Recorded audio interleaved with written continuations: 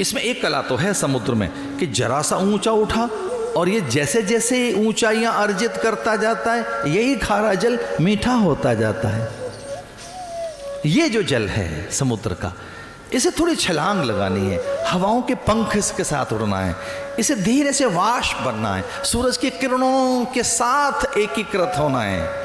जैसे ही सूरज की किरण आएंगी, आकाशात पतितम तोयम, आकाश आने वाली उस राशि को अपने मूल को समझना है। तोयम माने मैं जल, गिरा कहां से? आकाश से, पर्वतों पर प्रपात झरने निर्झर बनकर नदियां और बड़ी सलिला का रूप लेकर मैं सिमट गया और अब हूं सागर। आकाशात पतितम तोयम, मैं जल कहां से आया? आकाश से, और मैं खारा बनकर पड़ा हूं नीचे। तो जब कभी सूरज की किरणों के ऊपर ये बैठा, हवाओं के पंख पर बैठा, ये उड़ा, जब इसमें ऊपर उठने की कोई उमंग पैदा हुई इसी खारे जल में, तो फिर यहाँ ये वाष्प बनकर ये द्रव्य ऊपर चला जाता है अपने योग में।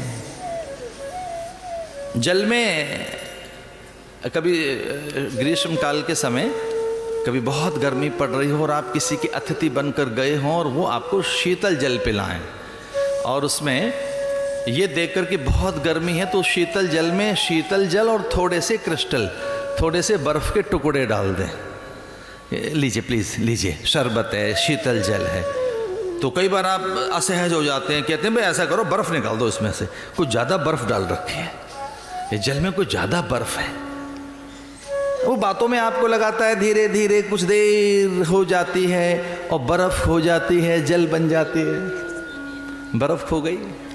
आप ये नहीं कहते कि इस जल में से शीतल जल जो अधिक शीतल है, जो अधिक ठोस है, वो जो बहुत शीत है, जो द्रव्य ठोस बन गया, स्थूल बन गया, इस जल में से ठोस जल निकाल दो। आप कहते हैं बर्फ़ निकाल दो, जबकि जल में जल भी बर्फ़, जल तो जल है ही, बर्फ़ भी जल है।